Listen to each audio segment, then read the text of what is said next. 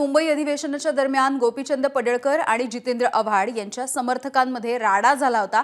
याचा सगळ्याचा अहवाल आता तयार देखील झालाय आणि उद्याच या राड्याच्या संदर्भातला अहवाल विधिमंडळ सुरक्षा रक्षकांकडून विधानसभा अध्यक्षांना दिला जाणार आहे। पावसाळी अधिवेशनाच्या दरम्यान सभागृहाच्या परिसरामध्ये दोन्ही बाजूंचे कार्यकर्ते आमने सामने आले होते।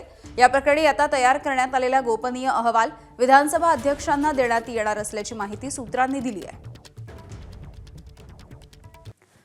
तर हे प्रकरण नेमकं काय आहे जाणून घेऊयात। पावसाळी अधिवेशनाच्या दरम्यान जितेंद्र आव्हाड आणि गोपीचंद पडळकर यांचे कार्यकर्ते भिडलेले होते। ही बाजूची दृश्य देखील आपण त्याच वेळेची पाहतोय। विधान भवनाच्या लॉबीमध्ये दोघांच्या कार्यकर्त्यांमध्ये हाणामारी झाली। पडळकरांचा कार्यकर्ता ऋषिकेश टकले, आव्हाडांचा कार्यकर्ता नितीन देशमुख यांच्यामध्ये हाणामारी। पडळकरांनी शरद पवार आणि सुप्रिया सुळेंवरती वैयक्तिक टीका केली होती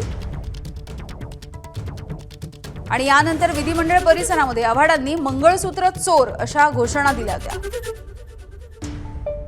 एकमेकांच्या या टीकांचं रूपांतर कार्यकर्त्यांच्या हाणामारीपर्यंत गेलं होतं।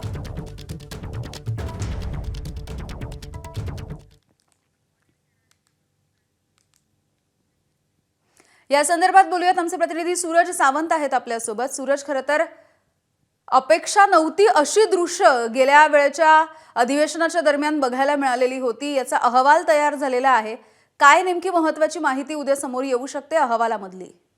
नक्कीच मोहिनी, पावसाळी अधिवेशनादरम्यान पडळकर आणि आव्हाड समर्थकांमध्ये झालेल्या फ्रीस्टाईल हाणामारीचा अहवाल हा या ठिकाणी विशेष अधिकार हक्कभंग समितीकडनं तयार करण्यात आलेला आहे। उद्या हा अहवाल अध्यक्षांच्या कडे सुपूर्द केला जाईल आणि परवा तो सभागृहात देखील आणला जाईल। त्यामध्ये समितीकडून प्रामुख्याने 7 ते 8 बैठका या प्रकरणाशी संबंधित केल्या होत्या। 18 जणांची ही संपूर्ण सदस्य समिती आहे। यामध्ये तीव्र नाराजी या घटनेविषयी व्यक्त केली होती प्रत्येकानेच, कारण राज्याच्या राजकारणात पहिल्यांदाच अशी फ्रीस्टाईल हाणामारी ही या विधिमंडळात झालेली होती। त्यामुळे राज्यभरात देखील महाराष्ट्राचे मान ही कुठेतरी शर्मेने खाली गेलेली होती आणि या गोपनीय अहवाल हा उद्या सुपूर्द केला जाणार आहे आणि सर्व समितीच्या सदस्यांचं मत आहे की या संदर्भात दोघांवरही कठोर कारवाई करण्यात यावी। याआधी जर आपण पाहिलं तर ऋषिकेश टकले आणि आव्हाड समर्थक नितीन देशमुख यांच्यावर मरिंडा पोलीस स्टेशनमध्ये गुन्हा दाखल झालेला आहे। मात्र विशेष अधिकार हक्क समितीने जर अशी कठोर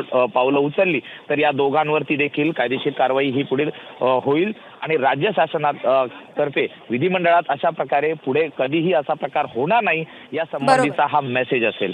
मोहिनी, अगदी सूरज, धन्यवाद माहितीसाठी। एबीपी माझा, उघडा डोळे बघा नीट।